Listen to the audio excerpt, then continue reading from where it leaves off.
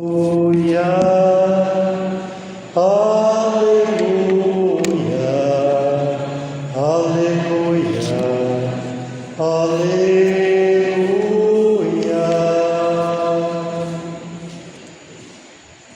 Irmãos e irmãs, depois de nos prepararmos durante 4 semanas, podemos dizer 4 semanas de gestação, com Maria grávida, através do tempo do advento, passamos por um processo de conversão, de reconciliação, tudo isso para que Deus, o Verbo eterno, também em nós, pudesse habitar.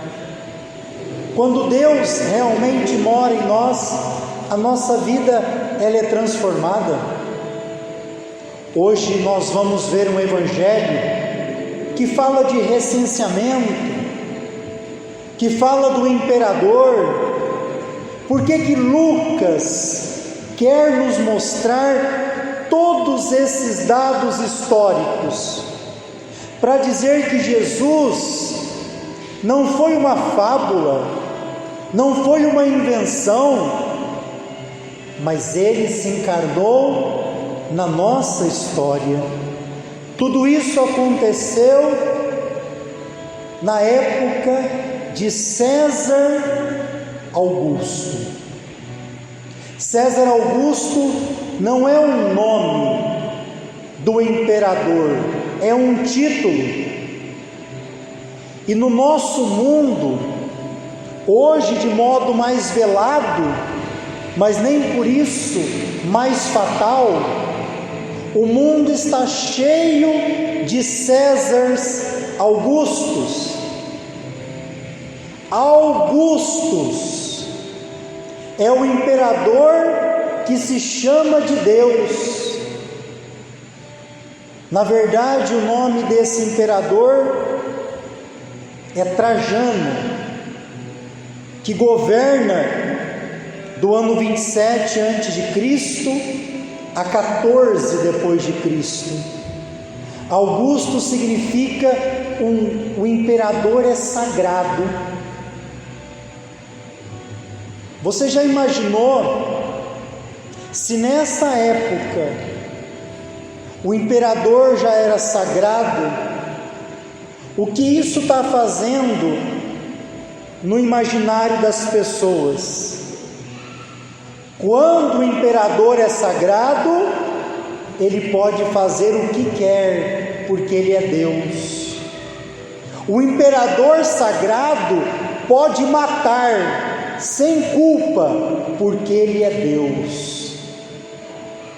E quantos hoje, às vezes em nome de Deus, se sentem os Augustos?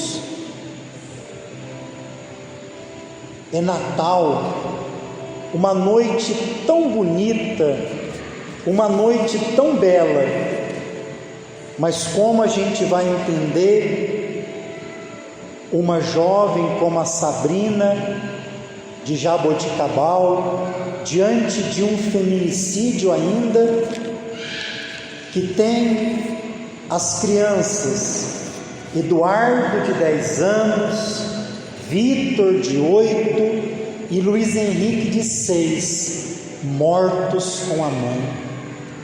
Porque os Césares Augustos continua na nossa sociedade, continua nos governos do mundo inteiro, que estão preocupados somente em se enriquecer e não com o povo. O evangelho de hoje, ou o salmo, quando diz hoje é hoje, hoje nasceu para nós o Salvador, que é Cristo o Senhor. É para que nós, que vivemos num mundo tão difícil, não percamos a esperança. Maria e José no evangelho é sinal de esperança, é sinal de resistência, é sinal de fé. Não encontrou lugar para nascer, mas teve amor para nascer. Nós passamos por muitas dificuldades, mas não deixemos de amar. O amor do Natal nos ajuda a vencer os momentos difíceis da nossa vida. Agora, os Césares Augustos, que usam de tudo, usam até hoje da inteligência artificial, do emocional, da propaganda, para dizer que quando eu faço algo por você, não é porque eu fui eleito para fazer, é porque eu sou bonzinho com você. E se eu sou bonzinho com você, você tem que se curvar diante do César Augusto. Cuidado, porque a luz de Jesus, o nascimento dele, é para que nós não vivemos nas trevas da ignorância. Deus não quer um povo enganado, Deus quer um povo libertado. Quando o evangeliário entrou na procissão de entrada, ele é o livro mais importante de toda a liturgia. Nele estão os evangelhos. Ele foi colocado aqui no alto, em cima do menino Jesus, porque aqui está a palavra de Deus, o evangelho, para que nós olhássemos e entendêssemos que a palavra de Deus se fez carne. A palavra eterna de Deus se encarnou numa criança, na fragilidade de um menino. E o César faz um recenseamento no mundo inteiro. Quando diz o mundo inteiro, não quer dizer o mundo todo, né? Mas todo o território que o Império Romano governa. E nessa época é um território muito grande. E no recenseamento, você deve voltar para a sua cidade natal. É lá que você vai se cadastrar para fazer recenseamento. O recenseamento nada mais é do que uma forma de controle para que o imperador possa controlar melhor o seu povo, para que o imperador possa cobrar mais impostos do seu povo.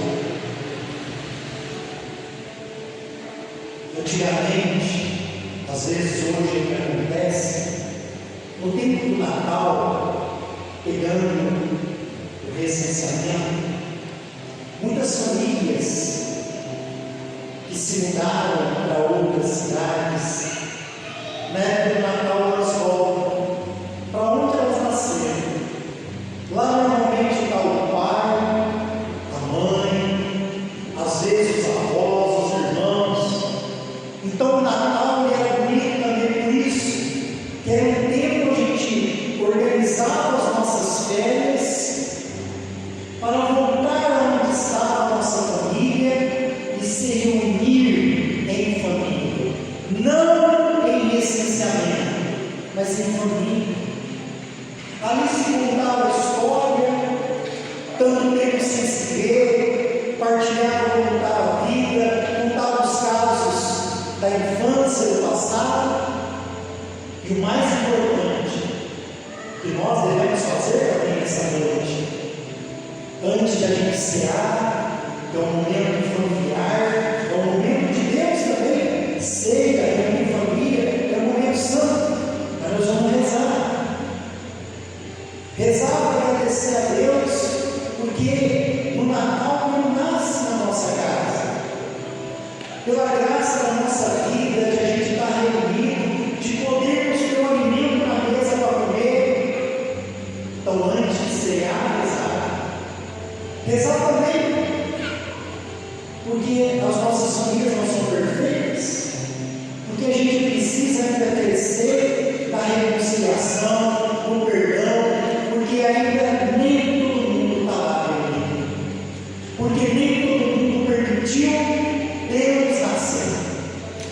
E porque, infelizmente, tem muita gente iludida com César Augusto e não cativada por Jesus. Completou-se nesta viagem de mais ou menos 150 quilômetros de Nazaré a Belém. E lá em Belém chegou o momento do parto. E Maria, virgem, dá à luz. Ela dá à luz ao autor da luz. E ela pega o menino e envolve ele em faixas. Na antiguidade, envolver em faixas ajudava a criança a crescer reta. Não é um costume envolver-se em faixas. E é esse enfaixado que já está dizendo que na sua morte ele também vai ser envolto em faixas. Esse menino que nasce numa cidade que tem o nome de Bet, casa, Hel, pão. Bethel, ele nasce na casa do pão. E é ele que vai se tornar pão de vida eterna para nós. Pão que, quando é partilhado, sobra 12 cestos. Pão que, quando é partilhado, ele nos dá para ajudar a distribuir. E o pão eucarístico, que nos santifica, que nós recebemos Jesus vivo em toda a Santa Missa. Eles vão encontrar lugar na hospedaria. Talvez também, se pegarmos o livro Levítico, uma mulher, quando ela dá à luz, ela, ou a mesma coisa a mulher menstruada, ela dá à luz, portanto, ela está envolvida com sangue.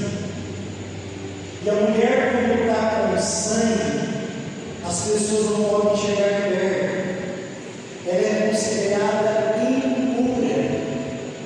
Talvez por isso também tiveram dificuldade de acolher esse nascimento dessa criança. Mas nós hoje também podemos pensar, quando José e Maria batem em nossa porta, quando Maria chega perto de nós e diz: meu filho, diga sim comigo, diga sim para fazer a vontade de Deus comigo, como eu disse. Quando José bate em nossa porta, ele diz: olha, eu também tive dúvidas como você, mas Deus também no sonho me deu a certeza. José, receba essa missão, receba Maria como tua esposa. José e Maria batem em nossa porta hoje, para que nós abramos, e se Jesus possa nascer, eles possam entrar, e Ele possa nascer em nossa vida, na nossa família. Talvez agora venha uma grande novidade no Evangelho. O anjo do Senhor, que um dia visitou Nossa Senhora, disse para ela: Maria, não tenhas medo. O anjo do Senhor, que visitou São José, disse para ele: José, não tenhas medo. O anjo que visita a família de Zacarias e Isabel disse: não tenhas medo. É revolucionário quem o anjo visita agora. Nós temos um pouco de dificuldade de entender, porque no nosso último, a imagem do pastor é uma imagem de alguém bonzinho, que está cuidando de ovelhinhas. Aqui na Bíblia não. O pastor, os pastores, é um tipo de gente totalmente discriminada. Eles não podem ser testemunha de alguém, porque eles não têm credibilidade. Eles são considerados pessoas impuras. Você está entendendo que o anjo do Senhor visitou os pastores, ou seja, visitou esses que eram excluídos e falou para eles também: não tenhas medo. Hoje também para vocês, em Belém da Judéia, nasceu o Salvador, nasceu para nós, nasceu para vocês, pastores, que não esperavam mais, que se achavam longe de Deus. Deus ficou perto de vocês. E eles também, nessa noite santa, vão adorar com os anjos, como nós cantamos no glória, a multidão de anjos dizendo: glória a Deus nas alturas e paz na terra aos homens por Ele amado. Que esse menino nessa manjedoura não fique aqui na imagem, mas que ele entre realmente nesse Natal na nossa vida e venha trazer amor, alegria, e venha nos fazer enxergar, porque Ele é luz. E quem enxerga com os olhos de Jesus, com certeza sofre também, porque começa a dar visão para Ele. Quando eu enxergo, Ele vai dizer para você: vai lá, em meu nome, chega lá por mim, faça isso comigo. Louvado seja nosso Senhor Jesus.